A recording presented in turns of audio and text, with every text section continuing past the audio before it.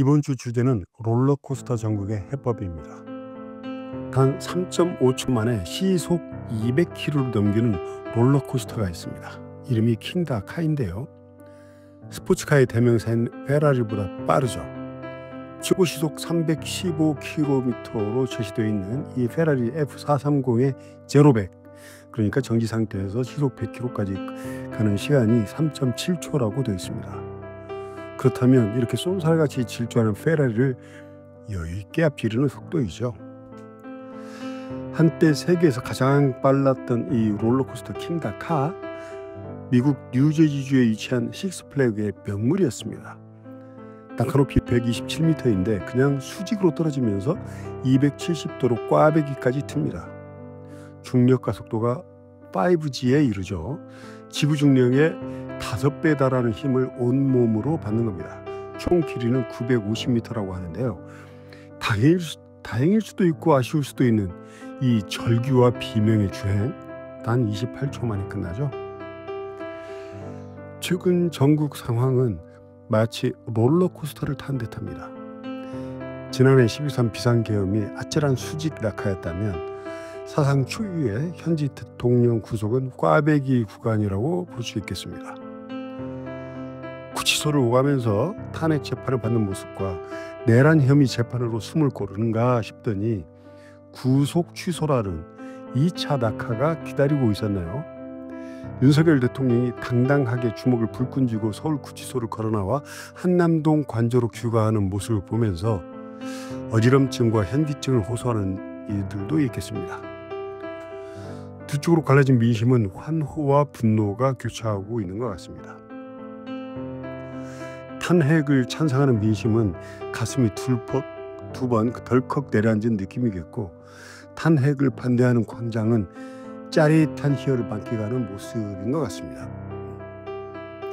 그러면 윤 대통령 본인은 어떨까요? 맨 앞에 올라탄 상황 아닌가요? 사실 롤러코스터에서 가장 속도감을 느끼는 쪽은 맨 뒷자리라고 합니다. 앞자리는 차츰 가속되지만 뒷자리는 정점을 지나면서 곧바로 곤두박질을 친다는 거죠. 전방을 바라보는 앞자리는 시각 효과에 따른 두려움이 더 크겠지만 실제로 속도감에 구토하는 쪽은 역시 뒷자리라고 합니다. 롤러코스터는 중간에 내릴 수도 없죠. 한번 타면 멈출 때까지 붙잡혀 있는 겁니다. 이때 뒤에 놓이는 것이 이 또한 지나가리라 하는 자기 위안 아닐까요? 사실 빠를수록 빨리 지나가는 것 아니겠습니까?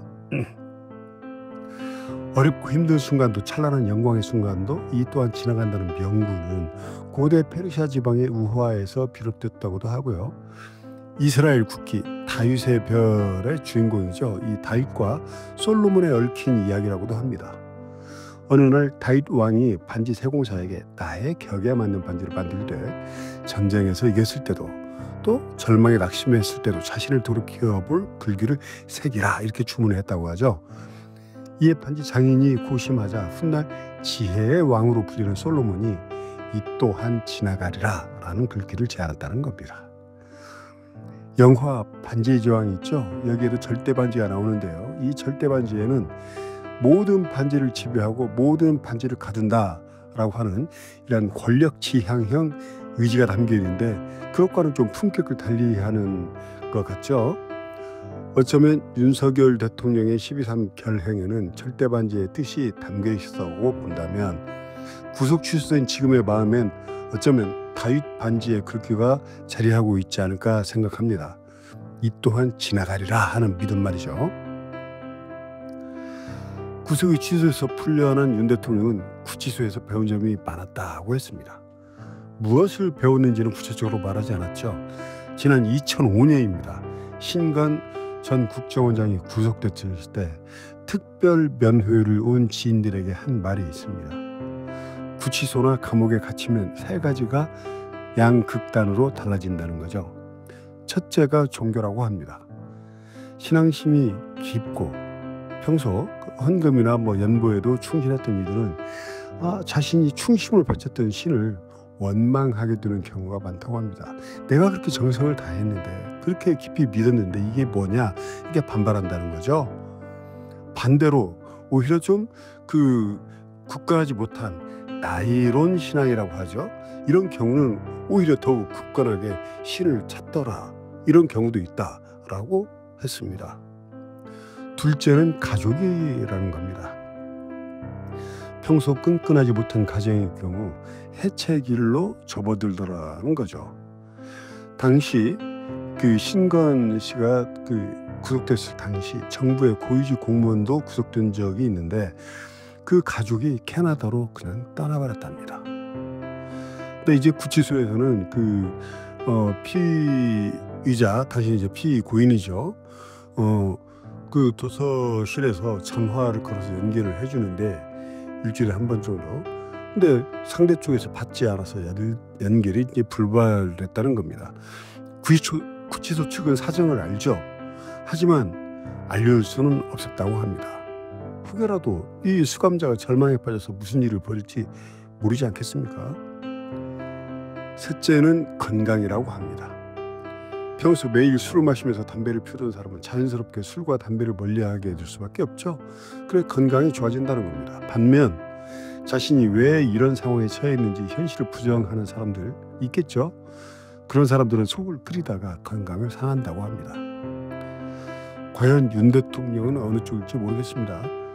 갇혀있을 때는 신이든 미신이든 회의적이었다가 풀려난 지금은 고개를 끄덕일 수도 있고요. 열심히 기도 혹은 치성을 드린 결과 풀려났다고 여길 수도 있겠죠. 가정은 김건희 여사가 비록 면회를 가지는 않았지만 윤 대통령이 풀려난 후 한남동에서 김치찌개로 회포를 달랬다고 하지 않습니까? 이로 미뤄보면 짐작할 만하죠. 건강도 아마 좋아졌을 것이라고 봅니다. 술을 마시지 않으면 처음 일주일에 신체가 금단 증상을 일으킬 수도 있지만 52일 갇혀 있었지 않습니까? 52일이면 새로운 환경에 신체도 적응하지 않았겠습니까?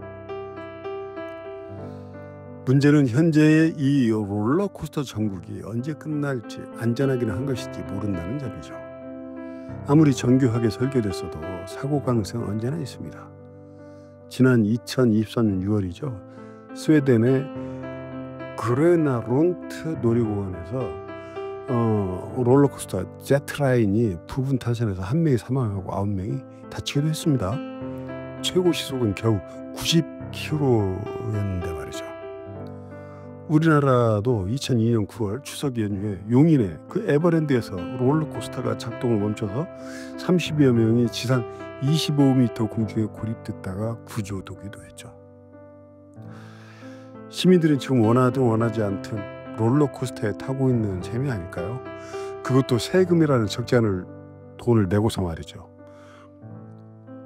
롤러코스터의 추진기와 레일과 설계를 맡은 우리 선출직 공직자들, 임명직 고위공직자들, 검사와 판사들 모두 시민의 피와 땀이 배이는 세금으로 월급 받고 운영되고 있지 않습니까?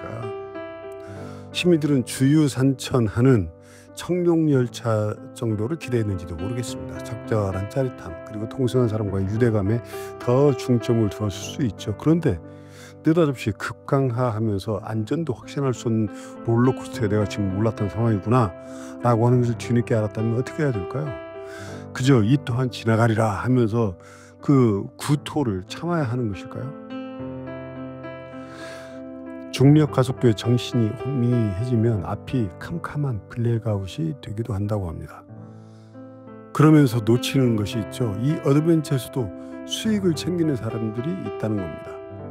청룡열차 구간을 비틀고 덜컹거림을 주면서 탑승자들이 눈을 감고 비명을 지르게 하는 거죠. 그보다 수리와 보완이 필요한 구간을 방치해서 볼트 너트가 풀린 상태 여기 그냥 질주한다고 해도 위험은 오히려 짜릿함과 같은 말이다 라고 하면서 호도하는 거죠. 이러한 부실한 어드벤처는 2023년 12월 이미 예고됐습니다. 그때는 이미 대통령이 된 윤석열 전 검찰총장에 대한 징계처분 청구 소송이 있었죠. 이 청구 소송에서 1심은 징계가 정당하다 이렇게 판결을 했습니다. 근데 이제 당시 한동훈 법무부 장관이 취임한 이후 정부 측 변호인이 다 바뀌었습니다. 바뀌면서 2심은 뭐 변호인들의 실력이 부족했든 아니면 판결이 뭐 제대로 이루어졌든 그걸 잘 모르겠지만 여하튼 징계 절차가 위법하다라고 판결했습니다. 사실 이렇게 정부가 패소한 경우는 법무부는 상고하는 것이 일반적이었습니다. 근데 상고를 포기해버립니다. 이로써 윤 대통령은 대법원의 최종 심판이 없이 그냥 잘못된 징계를 받은 것으로 처리됐습니다. 이번에 서울중앙지법이 구속 취소를 인용한 상황에서 검찰은 당연히 즉시 항고할 것으로 예상했습니다. 그동안 수십 년 동안 구속 기소를 날로, 그러니까 시간이 아니라 시분초가 아니라 날로 계산을 해온 그 권례를 돌연 바꾸면 사법체계에 갑작스런 변화가 생기므로 이건 상급법원에서 한번 판단을 구해보지 않느냐 이렇게 생각을 하는 거죠. 하지만 검찰은 피고인의 법익을 앞세워서 항고를 포기해버렸습니다. 윤 대통령은 바로 풀어놨죠. 여기에 저는 좀 의문이 있습니다. 윤 대통령 측은 구속 전 피의자 심의라고 하는 구속 적부심 대신 체포 적부심을 신청할 때 과연 구속기간 산정과 관련한 형사법적 맹점을 몰랐을까요? 구속 적부심이 진행될 동안은 구속기간 산정에서 그 기간은 제외되지만 체포 적부심은 명확한 규정이 없다는 사실 말이죠. 더불어 체포 적부심을 신청한 경우가 거의 없는 상황 아니었습니까? 이를 심우정 검찰총장은 전혀 인지하지 못했을까요? 그래서 전국 고검장 회의를 열고 기소를 검토한다는 이유로 시간을 끌어서 결과적으로 9시간 이상 늦게 기소된 거 말이죠. 법원이 관례를 무시했다면 상고심의 판단을 구할 필요가 있지 않겠습니까? 그저 이를 인권 측면에서 받아들이고 했다면 사실 그동안 관례에 대한 대국민 사과와 함께 그동안 잘못 기소된 피고인들이 불구속 재판을 받을 수 있도록 어떤 조치를 취할 것인지도 좀 밝혀야 되지 않습니까? 킹다카 롤러코스터 업데이트 시설은 지난달 2월 28일 폭파 방식으로 최종 해체됐습니다. 낡기도 했고 시대 트렌드와 맞지 않았기 때문이겠죠. 수익성도 떨어지고 말이죠. 우리도 이제 정치의 사법화 그리고 사법의 정치화로 구성된 이 롤러코스터를 해체할 때가 되지 않았을까요? 이런 스릴과 어지럼증은 그야말로 노땡큐입니다.